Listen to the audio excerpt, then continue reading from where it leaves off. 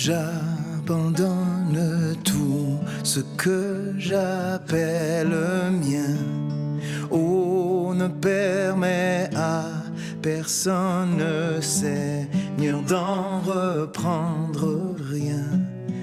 Oui, prends tout, Seigneur. Oui, prends tout, Seigneur. Entre tes mains, j'abandonne tout avec bonheur.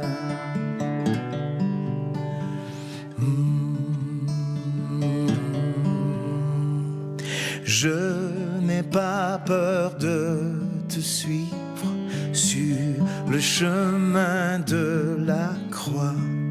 C'est pour toi que je veux vivre. Je connais, j'aime ta voix. Oui, prends tout, Seigneur. Oui, prends tout, Seigneur. Sans rien garder, je te livre tout avec bonheur.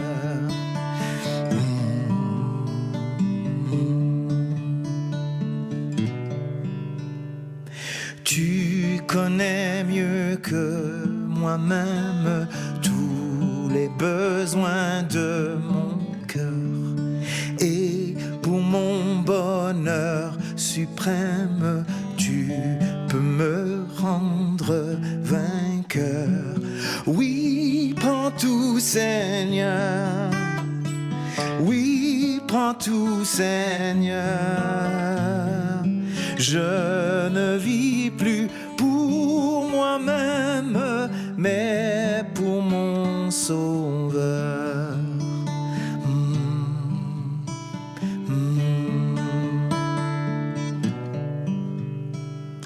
Prends mon corps et prends mon âme, que tout en moi soit à toi. Que par ta divine flamme, tout mal soit détruit en moi.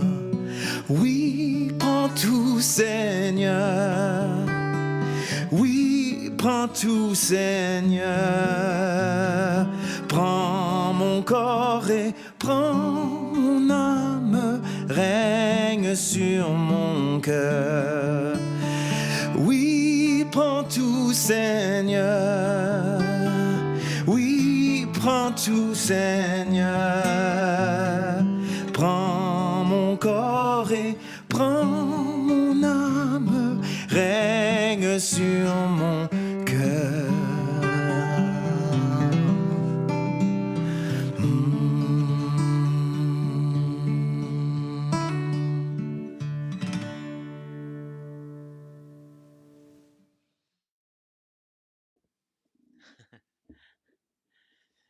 Ben, bon matin.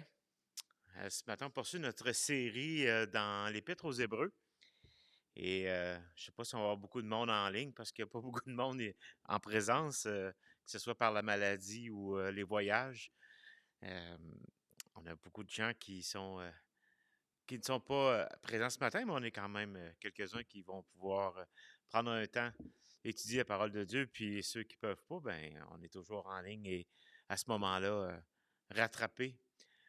Et ou dans le cas où on est malade, ben, on peut assister de chez soi.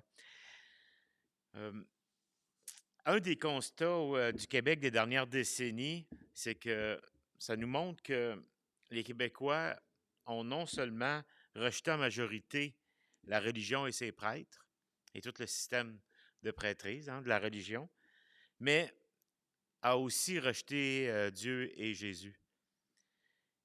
Et Jésus, c'est celui qu'on étudie depuis quelques semaines au travers de l'Épître aux Hébreux, celui qui est plus que tout. Euh, Au Québec, on a cette expression qui dit on a jeté le bébé avec l'eau du bain. C'est-à-dire que parfois, on veut faire du ménage à quelque part, puis on, on, en, on vient qu'à rejeter même des choses qui sont bonnes. Mais en rejetant la religion, en rejetant ces choses comme ça, le Québec a fini par décider que c'était Jésus qui rejetait en bout de ligne. Et je ne peux pas faire des constatations pour tous les endroits dans le monde, mais c'est ce qu'on peut constater depuis plusieurs décennies ici au Québec. Et notre série qu'on étudie ce matin, on a vu la semaine dernière que Jésus, lui, s'est présenté comme étant le grand prêtre d'un tout autre ordre. C'est-à-dire, c'est pas présenté comme étant un prêtre auquel on devait suivre ou encore avoir une série de sacrifices, de choses à faire. Mais lui, il arrivait d'un autre ordre et on avait montré au travers de la série qu'il venait de cette lignée, non pas celle d'Aaron et des Lévites, celle qui s'octroyait par le sang, c'est-à-dire euh, toute la famille des Lévites, mais en même temps celle qui s'octroie parce que, à quelque part, chacun meurt et doit laisser une descendance.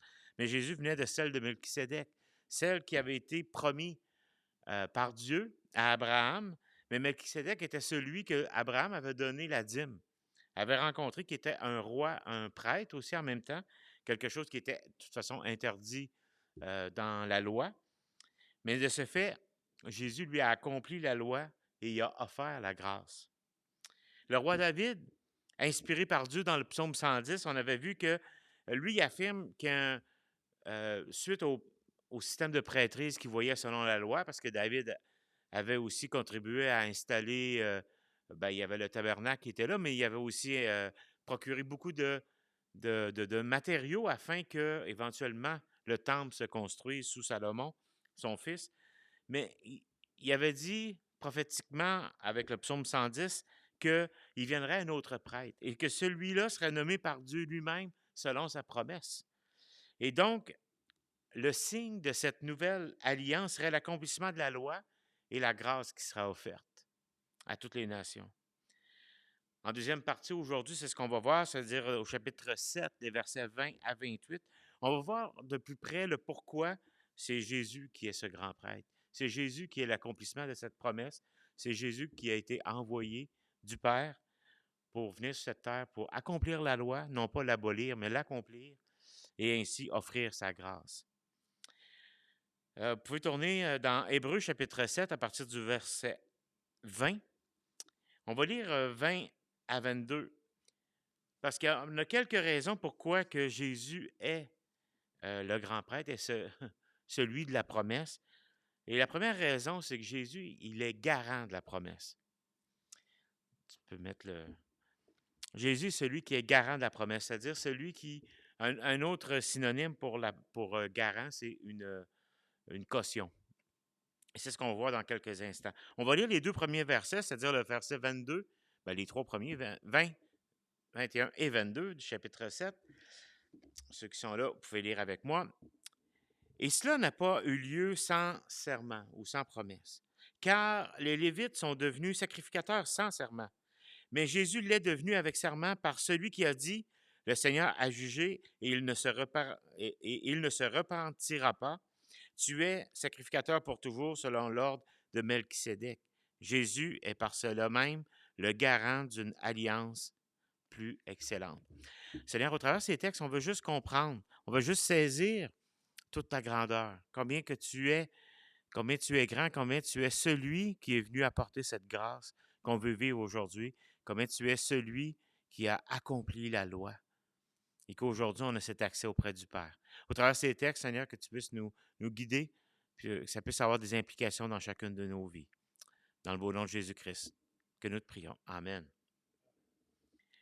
Selon le verset 19 qui précède, on avait terminé avec cela la semaine passée, ça disait que Jésus était amené une meilleure alliance, et c'est par cette alliance-là qu'on pouvait s'approcher de Dieu. Bien, on avait même une espérance par ce grand prêtre qui est Jésus. Mais c'était quoi la garantie de cette promesse? C'est quoi la garantie de cette nouvelle réalité que c'est vraiment durable, que c'est vraiment permanent? Et l'auteur nous ramène à la promesse que Dieu avait faite à Abraham, celle qu'on retrouve dans Psaume 110, celle qu'il avait parlé même au chapitre 6, verset 17, celle qui a été faite à Abraham, qui a même été faite à nous, qui sommes fils d'Abraham, en étant fils de la promesse. Au verset 3, on voyait que Dieu avait juré que la génération incrédule n'entrerait pas dans son repos. Que ceux qui ne veulent pas croire en la promesse, ceux qui ne veulent pas croire en un sacrifice, un sacerdoce royal de Christ, ne pourraient entrer dans le repos. Donc, Jésus, contrairement aux prêtres de l'Ancienne Alliance, il a été proclamé sacrificateur pour toujours, selon l'ordre et la lignée de Melchisédek. Ça nous dit ici dans le texte, avec un serment. Autrement dit, avec une promesse, avec la promesse. Et dans Exode 28, on ne tournera pas, mais c'est là qu'on peut voir qu'Aaron et ses fils ont été désignés comme sacrificateurs. C'est là que, selon la loi, tout ce système de lévites, de sacrificateurs, de sacrifices, a été institué par Dieu. Mais il n'est pas question d'un serment. Il était question que Aaron était sacrificateur, puis lorsqu'il est mort, c'est son fils qui a pris la place. Pour Jésus, spécifiquement dans le verset 22 qu'on vient de lire, ça nous dit que cette promesse-là est garantie par son sacerdoce ou sa prêtrise. Là. Et ça, c'est pour toujours. C'est une alliance perpétuelle. C'est une alliance qui va être meilleure que l'ancienne. Et le chapitre 8 nous en parlera plus en détail sur la supériorité de cette alliance, de cette nouvelle alliance, de la nouvelle sur l'ancienne. Donc, l'ancienne ou la nouvelle alliance. Dans Hébreux 8, 6, excusez-moi, des fois les versets, je les mélange, je pense que je l'avais installé, mais ça dit, mais maintenant, Christ a obtenu un ministère d'autant supérieur qu'il est médiateur d'une alliance meilleure, fondée sur de meilleures promesses. Ce serment ou cette promesse de Dieu envers Christ annonce une meilleure alliance. Et si notre espérance est meilleure, c'est-à-dire au verset 19, c'est parce que nous sommes sous une alliance qui est supérieure. Et le mot garant, au verset 22, il est unique dans le Nouveau Testament. C'est la seule place qu'on peut le voir. Et ce terme, c'est un terme qui a été utilisé aussi au niveau légal. Puis même aujourd'hui, c'est un terme qu'on utilise encore aujourd'hui. Si on veut avoir une hypothèque et on n'a pas encore d'historique de crédit ou d'avoir, on n'est pas capable de mettre quelque chose en garantie, ben, des fois on a besoin quelqu'un qui va nous endosser, un endosseur. Les premières fois que, par exemple, mes enfants ont pris une carte, ben, ça prenait quelqu'un qui les endosse au début. Puis tranquillement, ils vont se faire un nom, puis ça va aller. C'est un terme qui était légal. C'est-à-dire qu'il était utilisé même à l'époque pour désigner une personne qui va se porter responsable de la dette de quelqu'un d'autre s'il y a un défaut de paiement. Le synonyme, on peut dire, c'est une caution. C'est-à-dire quelqu'un qui, par exemple, dans d'autres auteurs d'idées, là, mais quelqu'un qui doit passer en cours, mais qui, pour ne pas aller en prison, quelqu'un va donner une caution d'un tant de 1000 $ pour garantir que cet homme-là va se présenter à la cour pour son jugement ou pour son procès. Ça dépend du type de crime, là, mais bon, c'est toutes des formes de termes légaux qui sont utilisés un peu dans ce même sens-là. Et ce qui est intéressant, c'est si on ramène ça à Christ, c'est que Christ est devenu notre grand prêtre pour l'éternité avec un serment, mais il a pris la responsabilité de nos péchés sur lui, puis il est devenu la garantie de notre salut à jamais. Il est devenu comme notre endosseur auprès de Dieu, auprès du Père, face à notre dette, face à notre péché. Et ça, c'est particulier de savoir que cette garantie, elle vient de Christ. Elle vient de Christ, celui qui a accompli justement cette alliance, qui a accompli cette promesse, qui a donné sa vie. Et ça, on va voir un peu plus dans Hébreu toute la supériorité de son sacrifice au cours des prochaines semaines. Mais les versets 23 à 25, j'en dis un peu plus. Jésus nous parle ici, dans le texte, ça nous parle que Jésus est aussi l'auteur d'une grâce éternelle. C'est notre deuxième point ce matin. Il est l'auteur d'une grâce éternelle. Le verset 23, ça nous dit, « De plus, il y a eu des sacrifices en grand nombre parce que la mort les empêchait d'être permanents. » Là, on parle des sacrificateurs de l'époque, les Lévites. Mais lui, en parlant de Christ, puisqu'il demeure éternellement, possède un sacerdoce qui n'est pas transmissible. C'est aussi pour cela qu'il peut sauver parfaitement ceux qui s'approchent de Dieu par lui, étant toujours vivant pour intercéder en leur faveur. Jésus est un sacrificateur d'un tout autre ordre parce qu'il possède un sacerdoce non transmissible. Il est éternel et sa grâce, il l'offre éternellement. Son salut, il l'offre éternellement. Je vous apprends rien en disant que les sacrificateurs lévites sont tous morts depuis longtemps. Et comme le dit Hébreux 7, 8, on l'avait lu la semaine passée, si vous voulez juste le relire rapidement, mais ça nous dit qu'au verset 8, et ici, ceux qui perçoivent la dîme, en parlant des sacrificateurs ou des Lévites, sont des hommes mortels. Ils sont tous morts depuis longtemps. Ces Lévites qui recevaient la dîme étaient mortels, puis aucun ne pouvait être permanent dans sa prêtrise. Vite comme ça, c'est l'historien Flavius Josephus, il y a sur 1600 ans d'histoire, c'est-à-dire à partir du moment où la loi a été offerte au moment à peu près où le temple a été détruit, il y a eu un peu plus de 80 grands sacrificateurs qui sont passés sur les 1600 ans. Il y a eu quelques interruptions, c'est-à-dire il y a eu quelques interruptions parce que, par exemple, pendant la déportation, il n'y avait plus de sacrifices qui se faisaient au temple et tout ça. Mais ça donnait que c'était toujours à retransmettre, à refaire. C'est transmissible, eux. De père en fils, selon le livre des Nombres. Ils exerçaient leur travail actif jusqu'à peu près l'âge de 50 ans. Aaron est mort, puis il a été remplacé par qui? Bien, par son fils Éléazar. Éléazar est mort, il a été succédé dans sa mort par son fils Phinéas, etc., On pourrait faire une lignée de grands sacrificateurs. Et cette succession s'est poursuivie avec de longues pauses, comme je disais, jusqu'à la destruction du temple en l'an 70 de notre ère. Et le texte nous dit, la mort les empêchait d'être permanents. Et de tous ces hommes, ben, il n'y en a aucun de ces hommes qui n'est pour moi un secours aujourd'hui, qui peut venir à mon aide aujourd'hui parce qu'il est mort. Je ne peux pas m'approcher de Dieu par un mort. Je ne peux pas m'approcher de Dieu par quelqu'un qui a fait quelque chose dans le passé, puis qu'aujourd'hui, il n'est plus là pour me défendre. Mais je peux simplement venir à Dieu par celui qui est vivant éternellement. L'éternité de Jésus fait en sorte que son sacerdoce, on est dans Hébreu, pour ceux qui se posent la question, qui prend des grands mots comme ça, là, sacerdoce, puis... mais son sacerdoce dure pour toujours et perpétuellement. Il n'y a personne qui peut prétendre le poursuivre parce que c'est un sacerdoce qui est non transmissible. Il n'y a pas quelqu'un qui est la suite de Jésus-Christ aujourd'hui. On est là en tant que disciple pour propager son amour, pour dire son histoire, pour raconter son message, pour raconter sa grâce. Mais personne sur cette terre peut avoir le pouvoir d'enlever le péché, de rétablir la communion avec Dieu. Personne ne peut faire ça. Jamais personne d'autre ne sera grand sacrificateur à sa place.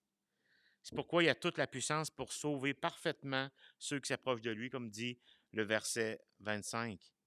C'est pour cela qu'il peut sauver parfaitement ceux qui s'approchent de lui, de Dieu par lui, étant toujours vivant pour intercéder à leur faveur. Puis l'auteur aux Hébreux, lorsqu'il écrit ça, techniquement, Jésus est décédé. Puis lui, il dit, étant toujours vivant pour intercéder en leur faveur. L'auteur fait une affirmation sur la résurrection puis la vie éternelle de Christ. Ce verset 25 est un des textes les plus rassurants et glorieux de toute la parole de Dieu. Sans le verset 25, sans des versets de ce type-là qui nous amènent ce type d'enseignement-là, ça serait triste dans nos vies. Mais Christ est vivant pour l'éternité, puis son intercession à notre égard ne cessera jamais. Son salut pour nous est à la fois complet puis éternel, parce qu'il est notre grand souverain sacrificateur, puis il ne l'a pas reçu de main d'homme. Il est celui de la promesse. Si on regarderait encore dans les passages, là, dans Hébreux 5, 9, ça nous dit que Jésus est devenu l'auteur d'un si grand salut éternel pour ceux qui lui obéissent. Obéir à Christ, c'est quoi? C'est d'abandonner sa vie à lui. C'est de mettre sa confiance en lui, en son sacrifice. Mais dans notre texte, ici, ça nous dit qu'il est question de ceux qui s'approchent à Dieu, de Dieu par lui. C'est pour ça que c'est l'auteur d'un si grand salut. On peut s'approcher de Dieu par Christ. Et son ministère actif est d'intercéder pour ses élus. Le ministère de Christ, aujourd'hui, c'est d'intercéder pour ses élus. Romains, chapitre 8, versets 33 à 34, on lit ceci. « Qui accusera les élus de Dieu? Jésus, celui qui justifie. Qui les condamnera? Le Christ est Jésus, celui qui est mort. Bien plus, il est ressuscité.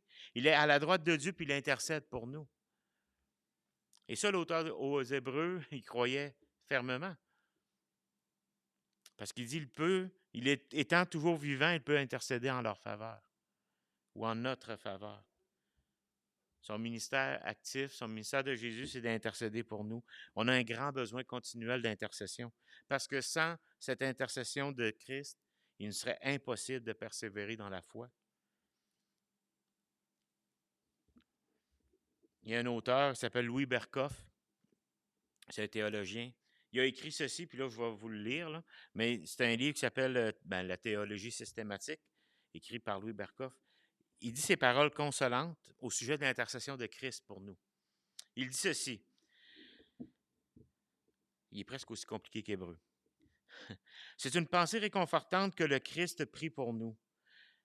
Même quand nous sommes négligents dans notre vie de prière, qu'il présente au Père les besoins spirituels auxquels nous ne pensons pas et que souvent nous négligeons d'inclure dans nos prières. Et qu'il prie pour notre protection contre les dangers dont nous ne sommes même pas conscients et contre les ennemis qui nous menacent, même si nous ne les remarquons pas. Il prie pour que notre foi ne défaille point et que nous ayons la victoire finale. Christ, selon 1 Jean 2,1, est notre avocat suprême auprès du Père, toujours prêt à nous défendre pour le pardon de nos péchés. Et si nous péchons, nous avons un avocat auprès du Père.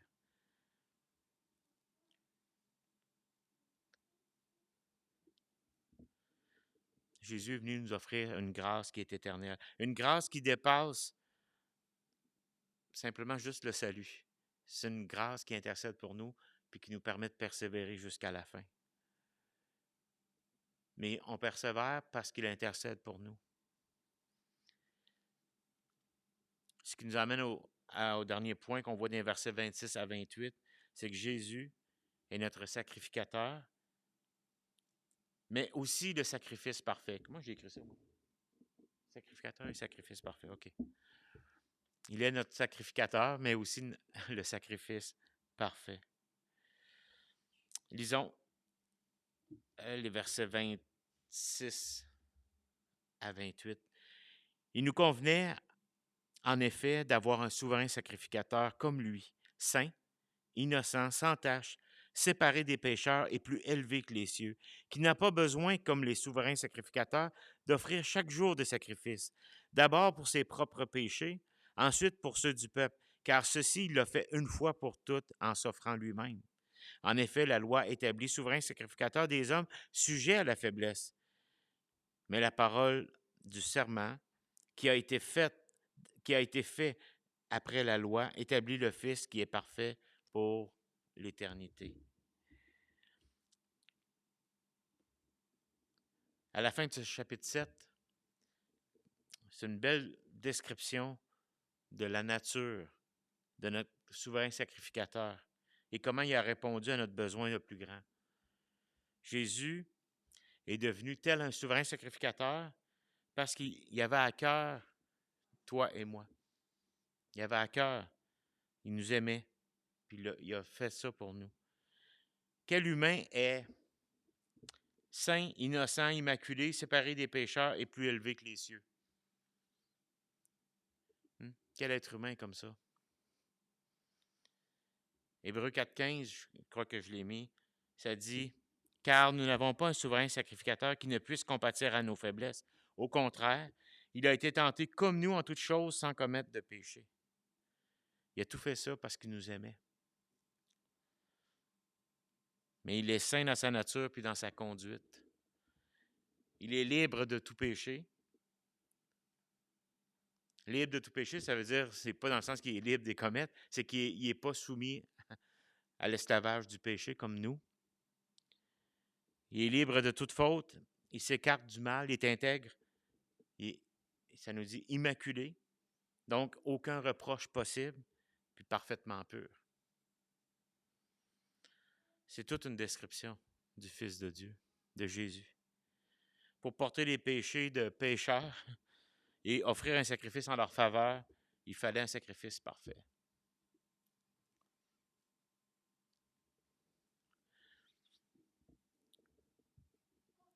Seul Dieu, le Fils, se qualifiait pour être un tel sacrificateur dont on avait besoin. Lui, il n'a nullement besoin de présenter des sacrifices pour lui-même, ou comme les prêtres le font, puisqu'il n'en avait jamais commis un seul. Contrairement à tous les prêtres ou des Lévites là, à l'époque, qui offraient pour eux, puis ensuite le peuple.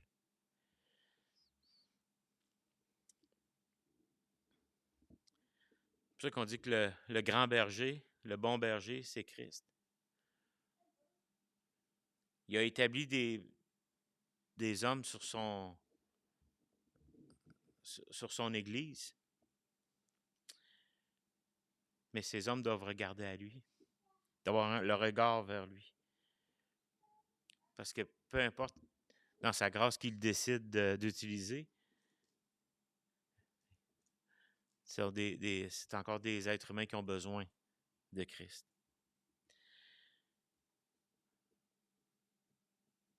Et dans ce sens-là, c'est-à-dire qu'il est parfait, puis qu'il n'a pas besoin, il n'a pas commis de péché, puis il n'a pas besoin d'offrir des sacrifices, il est séparé des pécheurs dans ce sens-là.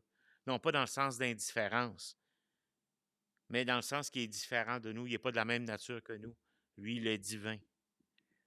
L'expression plus élevée que les cieux nous dit qu'il est exalté au ciel. Il est à la droite du Père. Il n'est plus dans ce monde déchu. Il n'est plus dans cette sphère de péché, d'incrédulité, de rébellion contre Dieu. Et son sacrifice ultime, il est unique, il est final. C'est lui l'agneau de Dieu qui enlève le péché du monde. De vouloir renouveler son sacrifice, c'est une aberration. De vouloir retourner en arrière, c'est une aberration. Jésus a mis fin à ce système de sacrifice par des Lévites. Il a dit « tout est accompli » lorsqu'il était à la croix. Et ça, ce n'est pas remplaçable par quoi que ce soit. C'est la garantie de notre rédemption éternelle. Si la loi a établi des hommes pécheurs sujets à la faiblesse pour offrir des sacrifices, la loi ne pouvait pas conduire à la perfection. Parce que la loi nous montre qu'on avait besoin de plus grand que nous pour nous aider. Parce que la loi nous montrait que nous étions des pécheurs. Nous montre que nous sommes des pécheurs. Mais Christ, lui, a été établi selon la promesse de Dieu après la loi. Ça le qualifie parfaitement puisqu'il a été un grand sacrificateur parfait, mais dont le sacrifice ne peut être répété parce qu'il était le sacrifice parfait. Il est aujourd'hui dans la perfection auprès de son Père, puis il agit auprès de nous comme un avocat. Il ne faut pas se laisser influencer par que ce soit des sectes, des religions qui vont prétendre avoir une nouvelle façon de s'approcher de Dieu. On a une façon supérieure de s'approcher de Dieu, et c'est par Christ lui-même, celui qui est parfait et vivant pour l'éternité. Ici, une leçon importante à tirer de ce texte, c'est certes que Jésus doit être l'autorité suprême dans ma vie, puisqu'il est le grand prêtre et qu'il est dans une classe à part, mais en même temps, il a été ce sacrifice parfait. Aucun être humain ne peut prétendre être son remplaçant, aussi brillant, doué et populaire qu'il est. Alors que tous les êtres humains finissent par mourir, j'espère que je vous apprends rien encore là, Lui, il demeure éternellement. Il intercède pour nous et il est bien au fait de nos problèmes et nos besoins personnels. Il sauve parfaitement ceux et celles qui crient à lui pour leur salut et leur pardon. Parce qu'il vit toujours, ben, on va vivre à notre tour pour lui, toujours, jusqu'à ce qu'il vienne nous chercher. Si tu ne connais pas Christ encore comme ton grand prêtre, sache que tu ne peux rien faire pour amener à Dieu quelque chose de mieux pour qu'il t'accepte. La seule issue, c'est de venir à lui, de venir à Christ, de te confier en ce qu'il a fait pour toi, parce que ce qu'il a fait est parfait. Ce qu'il a fait aussi par sa mort pour tes péchés. Prions. Merci Seigneur pour ce si grand salut que tu nous offres. Merci pour ce chemin que tu as inauguré, cette loi que tu as accomplie et cette grâce que tu nous offres. Seigneur, je te prie pour tous ceux qui écoutent ce matin, que ce soit pour ou qui vont écouter dans les prochains jours, que ce soit pour leur salut, que ce soit pour qu'ils apprennent à te connaître, toi, le seul vrai Dieu, et celui que tu as envoyé selon ta promesse, ton Fils Jésus-Christ. C'est dans le bon nom de Jésus qu'on t'en prie. Amen. Je vous souhaite à tous une bonne semaine.